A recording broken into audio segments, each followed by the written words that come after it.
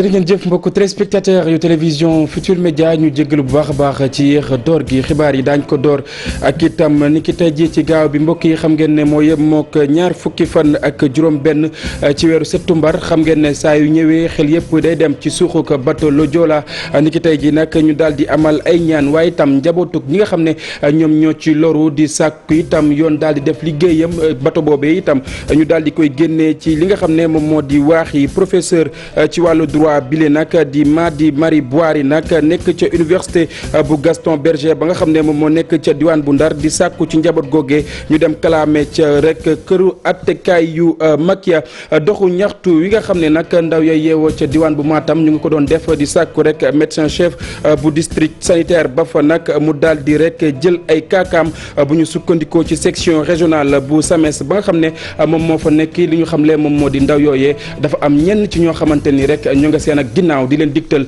la nga xam ne ñoom la ñuy def ñàkkum ndox sonal yenn ci ay village yoo xamante ni ñu nga nekk ca commune bu Jandeer askan wa mënuñoo nangu lu ni mel ndax itam lu tollook fukk ak ñeent ci ay forage yoo xamante ni ñu ngi leen fa sanc te itam ñuy séddale ndox mi fii ci capitale bu Sénégal di Ndakaaru mbokk yi li lépp tënk la bu ngeen taaxirloo tuuti ma dikk ñu faram fàccee.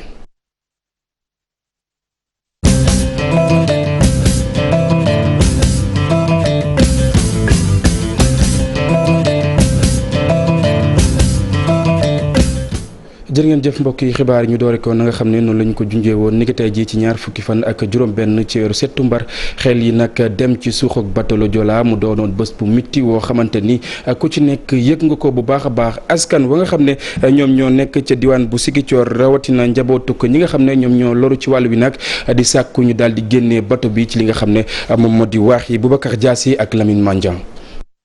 ñaan yeeg julli yi ñu jagleel fukkeeli anniversaire ak juróom-ñett bu suuxu bateau le Joola ñoo ngi ciy taamu teg baaraam ci li nga xamante ne moo jëm ci lépp luy génnee xottu bateau bi. particularité anniversaire bi thème bu ñu tànn mu ngi tudd le renflouement boo ko naree firi ci wolof mooy maanaam bateau bi nañ ko génnee fu mu ne mais pourquoi ñu ne bateau bi nañ ko génnee d'abord Abdoulaye Wade bi mu fi nekkee daf ñu newoon nañu waxtaan suñuy mbir ba pare suñu d'accordé moom dina génnee bateau bi. ñu waxtaan ñu harmoniser ñu dem ba rencontrer ku ñuy ne Louis Michel mooy commission européenne c'était en 2007 bi ñu àggee Louis Michel woo le meilleur expert en matière de renflouement moom mun na ko génne Louis Michel ne dina dellu si Sénégal semaine bu stop pour gis Abdoulaye Wade comme ça ñu fixé jour bu ñu ko génnee mais Abdoulaye Wade moo bañ pour ñu génnee bateau bi. jëriñ yu bateau le Joola ñoom it nee nañu ñoo gën a soxla ñu génnee xottu bateau bi. toog di xalaat chaque fois sa waajur si yan condition la demee lan mooy baatam bu mujj ak benn souffrance la daj balaa muy dee loolu dafa métti déjà yow nga nekk xale di xalaat yooyu maa ngi koy dund ba léegi ba tey bu moment bi may wax nii maa ngi koy dund kon ñun tant que waxuñu affaire bi nu mu demee ñun xamuñu woon. ñenn ci famille des victimes bu Joola dañu jàpp ne fii la xottu bateau bi génnul ñoom day mën nañu def seen i dëj. mais loolu nañ ko def ngir yàlla pour famille parce que am na ay famille yu koy laaj donc même bu doon benn famille moo koy laaj nañ ko def pour famille parce que loolu da leen di soulager te ñun lu ñuy ut fii mooy famille bi nañu soulager wu parce que lii mënuñu ne kenn fàttel parce que lii kenn du ko fàtte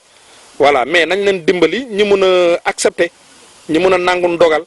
donc ñeneen ñu bëri ñi nga xam ne dañu perte si biir pour nangu ndogal bi mais il faut ñu renflouer bateau bi. ñu jàpp ni suuxu bateau le Joola faat na lu jege 2 junni doomu aadama. waaye juróom-benn fukki doomu aadama ak ñeent donc ñoo ci rëcc. Babacar soxna ya nga xam ne ñoom ñooy jaayee ca marché le Joola ni ki tey jii dañoo sëngeem am ak tiis lool ba tax itam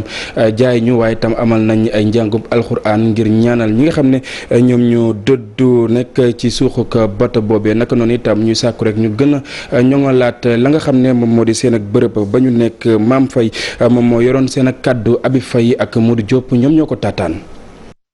moom la jël ci bateau le Joola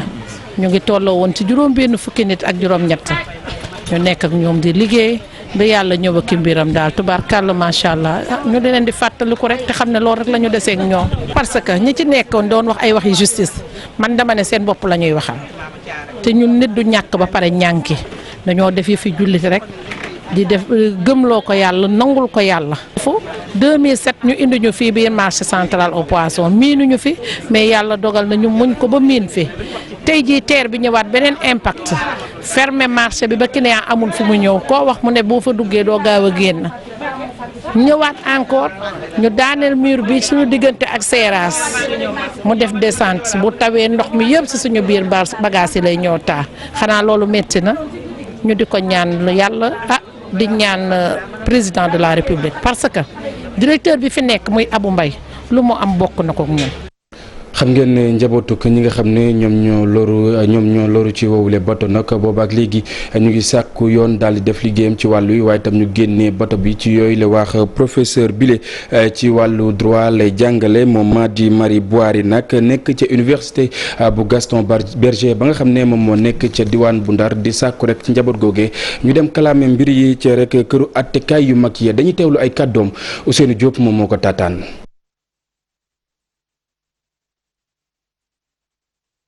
Une responsabilité pénale, ça veut dire que ñi nga xam ni ñoo doon gouverner le bateau le Joola, que ce soit l'ancien premier ministre, parce qu'une première ministre ne peut pas ne pas savoir ce qui se passe dans un pays, sinon c'est pas une première ministre, l'ancienne première ministre, le général d'armée qui disait qui avait une position si affaire boobu amoon position si bateau le Joola bi ak nu ñu koy wax le ministre du transport Youba Sambou nit ñooñu mën nañ leen poursuivre amul. Ça veut dire que victime yooyu ba léegi mën nañu jël seen responsabilité porter plainte nañu porter plainte xam nga procureur beneen procureur va saisir le dossier et affaire bi dafay dem ailleurs mën nañ dem la cour européenne des droits de l'homme la cour africaine des droits de l'homme avant ñu dem cour européenne la cour africaine des droits de l'homme pour défendre seen droits parce que loolu mënuñu ko bàyyi c'est parce que c'est comme si dafa nekk perte et profit quoi xam nga da ngay def sa bilan perte et profit voilà 1883 personnes dee nañu alors que bëgguñu renflouer bateau bi li tax bëgguñu renflouer bateau bi parce que xam nañ ni plus de 2500 ou 3500 personnes ñu ngi si suuf. ñu jógee ci loolu mbokk yi wax ci mbas mi ak tolluwaayam ci mim réew jàpp leen ne ñaari doomi aadama ñoom ñoo daal di dolleeku ci lim bi nga xam ne ñoom ñoo ci jot faatu ni ki démb fanweeri cas positif la ñu am juróom-ñeent yi ci ñoom nag di ay cas contact fukk yi ak juróom-ñett di ay cas communautaire di ay doomi aadama yoo xamante ni am nañu mbas mi te xamuñu rek fan lañu ko jëlee. ñu wax ci leneen lu wuteeg lool wàllu wér-gu-yaram mbokk yi fii ak at mi di jeex nag réew bu Sénégal mën naa sukkandiku ci lile di agropole ñeel wàllu souveraineté alimentaire ki xam ne lu ni mel di jëwriñ jile di Moustapha Diop ginnaaw itam ba mu doon dalal comité de suivi force Covid 19 ñu teewlu ay kàddoom waa DIRPA ñoom ñoo ñu baaxee yooyu la image. dund rek a fi am bay dunde moo fi am ndax boo dee xool pays yi gën a industrialisé wu tey. dañu bloqué woon sax importation wu seen yenn produits yi nga xam ne seen population yi dañ koo soxla woon donc tey loolu day poser question encore day ñëwaat souveraineté alimentaire que dëkk bu ne da nga koo war a mën a am. ba tax na gis nga président rek démb bi mu demee doon saytu tool yi bi mu wàññeekoo li mu njëkk a wax mooy ana agropole yi il faut mu commencer ñu attaqué ko parce que xam na ne il faut que yokk production bi mais également di transformer sur place pour créer de la valeur et de l'emploi donc ci la ñu créé agropole yooyu ma lay wax nord centre sud ak est bi nga xam ne mooy l'agropole intercommunalité li jëm également ci médicaments yi gis nañ ko ñun ñëpp que ne bi ñu commencé naan chloroquine mooy faj garab gi ñu xool làmb gis ne médis tëj na donc tey xëy na bu fekkoon ne médis boobu ma nga fa tey du ñu am problème boobu ñu ne rek léegi nañu relancer l'industrie pharmaceutique ba nga xam ne yu mel nii bu ñu bettatee du ñu mën a bettati su ëllëgee. ñu dem ca diwaan bu Matam xam ngeen ne ndaw ya nga xam ne ñoom ñoo fa nekk amaloon nañ ab doxu ñaxtu di sàkku rek médecin chef bu district sanitaire ba fa mu daal di leen di abal jëli kaakaam mu mel ni itam section régionale bu SAMES daal di nay mer ba futt ci wàllu woowee nag li mu xamle moom moo di ndaw ñooñee dafa am ñeneen ñoo xamante ni ñoo nga nekk seen ak ginnaaw di leen digal la nga xam ne moom la ñuy def naka noonu itam ñu sàkku ñu gën a ñoŋal ay matuwaay ci wàllu kër docteur ca woowule diwaan Ali Bandelian. gannaaw génn ndaw ya bokk ci Ranérou Ferlo doon sàkku ñu jëlee fi médecin chef district sanitaire ba banqaasu SAMES fi ci diwaanu Matam kat dañoo mer bay fippu la ko waral nag ñoom jàpp nañ ni am na yenn ci ay kilifa yu nekk ci gannaaw ndaw yooyu di leen defloo naka sudul noonu. jeunes yi fa nekk dañ leen monter dañ leen yebal pour ñu attaquer ko si loo xamante ne du dëgg du yoon te lépp loolu ñëpp xam nañ ko parce que gis nañ ñu fa liggéey district boo xam ne dafa metti la parce que district boo xamante ne boo fa duggee bloc opératoire depuis 2012 lañ ko defar matériel bu fa am amul fenn Sénégal boo demee dañ lay naan lii sax boo demee Europe ngay gis matériel bi parce que benn docteur rek moo fa nekk mooy le médecin chef de district mooy Aliou Ndour mi nga xam ne vraiment gàcce ngaalama parce que liggéeyam rafet na trop rien que si Covid bi premier cas wu Covid bu ñu gis si région bi moom moo ko gis avec de maigres ressources. ñàkkum jumtuwaay ñàkkum personnel ak ay jafe-jafe rawatina sax ñàkkum apport bi collectivité locale yi war a joxe gox ba wàllum wér-gu-yaram médecins yi nekk ci diwaanu Matam ñoom ba gis nañ ni yabaate dong la gaa ñi nekkee. toog na at yoo xam ne musul jot fonds de dotation venant de ce conseil départemental bu ñuy wax monsieur Sow. mais récemment rek la joxe benn 1 million en médicaments foofu nag nga xam ne soo demee si yeneen gox yeneen districts yi ñoo ngi joxe 20 ba 100 fois lu muy joxe maanaam 100 millions dañ koy joxe boo ñëwee koo xam ne musul def loolu ba pare nag di yàq. donc moo tax ñu ne na fa doy. ci ab gox bi nga xam ni nag consommation bul faale du xeetu ab lat koloñ boobu nga xam ni day mandiloo ndaw ñi tax na ba kuréelu SAEMS bi ci diwaanu Matam di interpeller kilifa yi yore wàllum yoon maanaam kilifa judiciaire ak administrative mu ñeel kaaraange seen collègue bi. li ñu ma ñaan mooy sécurité am d'abord ñu aar ko maanaam loolu la ñuy interpeller maintenant le gouverneur di interpeller autorités yu nekk ci région bi yépp commencer par le gouverneur le préfet du département. Le médecin chef de région et même Abdoulaye Diouf Sall mi nga xam ne mooy suñu ministre ne ko vraiment nañu gestu docteur Ndour. parce que dafa am alcool bu ñu utilisé bu ñuy wax bul faale maanaam genre parfum sama mbokk pulaar yi moom naa bëgg nañu man séeréer la. ñu ci jaar nag di interpeller ministre de la santé médecins yi liggéey ci diwaanu Matam di rafetlu lool liggéeyu docteur Ndour bi ñu ne ñoo ngi koy exprimer seen solidarité.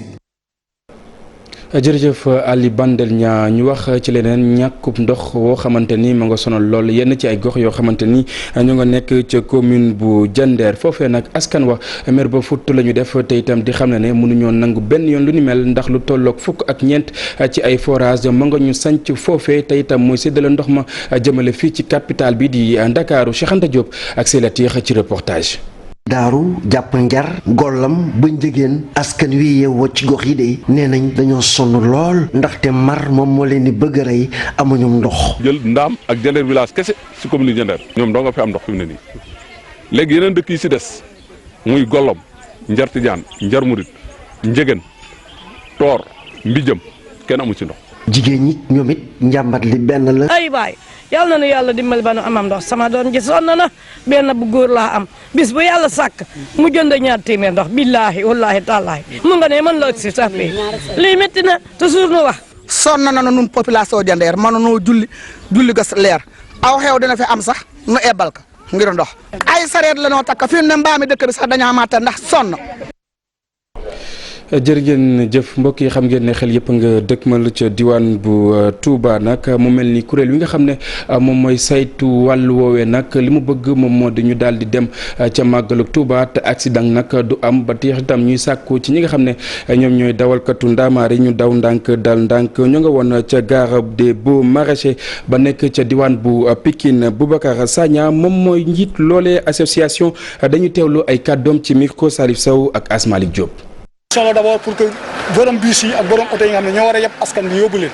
ñu xam ne on a 10 jours yu màggal sensibiliser leen d'abord ensuite apporter leen soutien en équipement xaat leen pour xamal leen ni coronavirus baa ngi fi xeex bi tey la doog a tàmbali commencé def seen entretien oto vérifier seen triangle signalisation vérifier seen clé à roue vérifier seen inspecteur vérifier lépp loo xam ne éclairage la parce que boo def longue distance doo dem te vérifier wu loolu parce que c'est un élémentaire tali bi muy jëm ci autoroute yi ci bëri côté yi bëri dafa lëndëm donc équipement boo ko amul boo ci amee gàllankoor wala jafe-jafe daanaka da ngay loru loolu moo tax ñuy insister davantage pour moment bi nga xam ne ñu ngi ci dal ñu dem defi entretien seen oto vérifier seen équipement yi. ñu desandi ci màggalu Touba ba tey mbokk yi xam ngeen ne saa yu weeru safar terwaan nag ñi nga xam ne ñoom ñoo di taalibe yi dañuy màggal lu ni mel amal ay bernde ak itam di séddale ay café Touba ci yenn ci ay gox nag ni ki ren lu ni mel amul xam ngeen li ko waral nag di coronavirus wi nga xam ne moom moo poñe réew bu Sénégal ca diwaanu Njaareem la ñuy dem foofee taalibe yi itam lu ni mel la ñu àddu Babacar Diouf ak Ndongo Ndiaye. saa su weeru safar ter woon bés bu njëkk bi nga ngay commencé gis ci dëkk yi nga xamante ni ñoo nekk ci région bu Njaareem daga doon gis askan wi di yëkkati li nga xamante ni moo di safar doon joxe ay bernde ba ci café wante ren ji dafa mel ni mbir mi dafa soppeeku taalibe murit yi danoo bëgg a sàmmoonteeg digalu xalif général des mourides ba tax ñu soppali doxalin. waaye xam nga daañu def nag safar bu njëkkan di dox génn ba dëkk bépp yëg ne benn fan fa safar teeru na waaye ren nag ak Covid bi moo tax bi sëriñ bi joxee ndigal def nañu nag loolu di safar bi ndax dem nañu place bu ñu ko daan defee bu nekk daañu jàng alxuraan jàng ay xasida tagg yonent bi sallallahu alayhi wa sallam tàngal café joxe ko takk masque waaye joxe ndigal it incha allah fu waaye jëm rek ci Touba tàmbalee ko fii ci Njaareem fii ci Bambey fii ci Touba foofu waaye nekk rek takk masque ndax dégg dëppoog ndigalal sëriñ bi. ci rajo communautaire bi ñuy wooyee gox bi FM nekk ci Bambey benn ci animateur yi nga xamante ni moo di Malick Ñing moom li muy def mooy ngoon gu ne mooy fexe sensibiliser nit ñi pour ñu yor masque bu ñuy dem ca Touba. xeex li nga xam ne moom moo di mbas waaye nag dinañ mën a jëfee ndigal comme ni ko taalibe war a defee waaye nag dinañ mën a def li nga xam ne moom moo ñuy war ci safar bi mu dee bernde jàngi xasida daal di bégal taalibe. daayira murit yi nekk ci diwaan bi tamit kenn demul ñu des fi mu nekk nii ñu ngi def lépp lu nu mën pour virus bi du mën a law. lu mel ni ci café gi ak ci yeneen xeetu yu mel ni beñe ak yooyu yëpp ñu ngi koy waajal di ko jox mbokk taalibe yi daal. waaye nag ren ak fii jamono toll moo tax ñu koy dëppale ak jamono ji comme ni ko sëñ bi diglee rek. li ñu fi nemmeeku gum yëpp nag bu nu ko wóoyalee dina jafe virus bi am place fi nga xamante ni moo di màggalu Touba gi nga xam ne ci 2020 moom la ñuy dëgmal. jërëjëf Babacar Diouf ñu wax ci leneen mbokk yi lu ñeel wàllu tàggat yaram xam ngeen ne lu ni mel jàppoon nañ ko ci weeru janvier nag mu di championnat wu basket waaye jàpp leen itam lu ni mel daañ ko door ci ndorteelu ko weer wu décembre mu nga tukkee nag ab dogal la woo xamante ni ci ndajeek njiit yu club yi nag la tukkee yeneen yi day wax itam daal dinay ruusandi ci woowule ndaje Pape Fara Ñing ak Amadou Ba ñu nga fa woon ngir fekkee lu ni mel ñu seetaan reportage. ndorteelu saison bi nga xam ne dañ ko jàppoon ci weeru janvier daan nañ koy avancé waat nag ba ci benn weer ñu koy tàmbali ci ndorteelu weeru décembre fédération ak club yi nag bëgg nañu teel a basket li nu mel nag tax ñu amal ay soppite play off wala play down ren du am. war nañu mën a avancer au lieu ñu xaar janvier pour ñu démarrer en début décembre saison bi loolu d'accord nañ ci aussi maintenir poule daaw yi jouer ko. ak championnat ba nga xam ni du am play-off mais quart de finale demi-finale finale. tàmbale bu nu mel nag dina tax ñi nga xam ne ñoom ñoo nekk club yi war a représenter Sénégal ci Afrique am ay compétition bu ñu demee mën a jongante bu baax. waaw tournoi boobu je pense que loolu lu baax la ñun sax ñoo ngi doon réfléchir. waaw si yeneen dëkk yi comme Afrique fii bu nu mën a jouer ak équipe Mali wala équipe Maghreb pour nga xam ne dinañ am tuuti compétition mais tournoi boobu tamit dinañu permettre ñu am tuuti temps de jeu parce que boobu ba léegi joueurs yi entraîné wuñu. d'accord nañ jegeer sil date bi d'accord nañ aussi organiser benn tournoi pour permettre club yooyu mun a am tuuti match seeni jambes je pense que quand même réunion bu am solo la et que liñ fi jëlee yaakaar nañ ni buñ ko doxalee dina amal njëriñ ñëpp. situation bi moo indi formule bi donc parce que bu ñu defoon formule bu njëkk bi du ñu teel a pare te aujourd'hui y a des compétitions yoo xam ne war nañ ko def ak équipe nationale yi donc foog ñu pare balaa mois d'août. ak jafe-jafe yi nga xam ne mbas mi indi na ko fédération neen dina jàppale club yi ci wàllu koppar ngir ñu am démarrage bu baax. nan la fédération mën a jàppale équipe yi ci Covid bi le principe est retenu que incha allah dinañ jox équipe yi dinañ leen jàppale minimum au moins équipe première division. bu nekk da nga am au moins minimum 500 000. waaw dinañ leen jàppale bu baax dinañ leen jàppale mooy suñu warugar parce que Sénégal la ñuy représenté donc li si war yëpp bu jotee dinañ ko def incha allah. loolu nag tax na fédération bi daal di taataan jafe-jafe yi nga xam ne équipe basket yi moom la ñu am bu ko defee ñu am saison boo xam ne du am benn mbiccoog mbaaloo.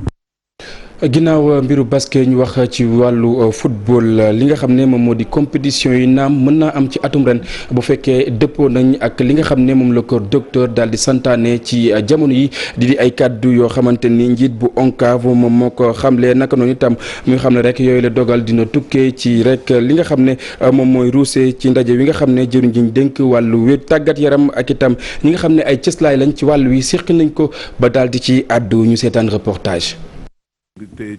su dee condition yëpp jamono ji favorable na boo moytul dinañ amal lii di nawetaan ki nga xam ne moo nekk président bu ONCAV waaye jàpp na nag bu baax a baax loolu mu ngi dépendre ci réunion bi nga xam ne ministère bu yor wàllu tàggat yaram ak acteurs yi dinañ ko amal. football nawetaan moom man lu ma leen waxoon moom moo am su dee conditions yi réunir na pour ñu jouer nawetaan dinañ jouer maintenant ñun ONCAV si fan yii di ñëw dinañ def réunion mais dañuy xaar d'abord ba réunion ministère des sports bi pare su paree dinañu toog. les conditions réunies football bi mooy ASC yi bëgg jouer deuxièmement aussi l'État qui nous accompagne du point de vue sécuritaire et sanitaire mu mun ñu accompagner. di xaarandi lan mooy tukkee ci boobu leen ndaje ONCAV nag daan nay lancé navétane cadre de vie ci région bu Ndakaaru. tey lii yàlla dogal programme bi programme national la mais zone 1 et zone 2 la ñu commencé maanaam Plateau Médina Parcelles Assainies Rebeuss n'est-ce pas Gueule Tapée foofu la ñu commencé. souvent dañuy jël nawetaan football la xale yi football yi gaañ nañ diw et cetera mais loolu taxul jóg nawetaan li ko tax a jóg nag justement mooy lii def la nga xamante ni dafay amal njëriñ gox bi amal njëriñ communauté bi bokk na ci tey signature convention pour des nawetaan de propreté maanaam ASC dugg si koñ bi setal ko defar ko pour améliorer le cadre de vie. li nu mel nag buñ ko defee dañoo bëgg xar kanamu Ndakaaru gën a rafet nag ñu boole ci ñii di ASC yi. 7600 ASC moo am Sénégal waaye faw ñu tàmbali ci benn loolu moo tax ñu jël zone 1 ak zone 2 ndax booy limite xëy na wala booy compter zone 1 ak zone 2 ngay tàmbali. fii la ci xolu Ndakaaru lépp fii la centre de décision yi fii la nekk présidence de la République fii la nekk assemblée nationale fii la nekk Sénat fii la safula conseil économique et social fii la nekk état major yi gën a mag yi fii la nekk centre de décision yëpp booy seet Dakar la kon li intérêt bi ñun bi ñu am mooy lii ñu dénk ñun ñaar ñëpp muy ministère de l'urbanisme ak yéen ASC nan lañ koy fexe ba mu gën a ñoŋ ba mu gën a am dayo gannaaw capital bi nag navétane pour un meilleur cadre de vie moom dina dem ci yeneen région yi bu ko defee projet boobu nga xam ne diggante ONCAV ak ministre de l'urbanisme bu yor wàllu cadre de vie bi ñu daal koy def ba xar kanamu dëkk yi gën a yànj. jërëjëf Pape Fara Gningue ak Amadou Ba bi nga xam ne ñoom ñoo def boobu le reportage yi jërë ngeen jëf yéen itam mbokk yi yéen ñi toogoon doon ñu seetaan fi la ñuy yemale yile jotaay yu xibaar dig daje bi ak rédaction bi Cheikh Tidiane Diawo noppi na ngir firi leen xibaar yi ci kàllaamay tubaab lu mooy loolee itam ñu bàyyi leen ngeen wéy ak programme yi télévision Futur Média jërë ngeen jëf.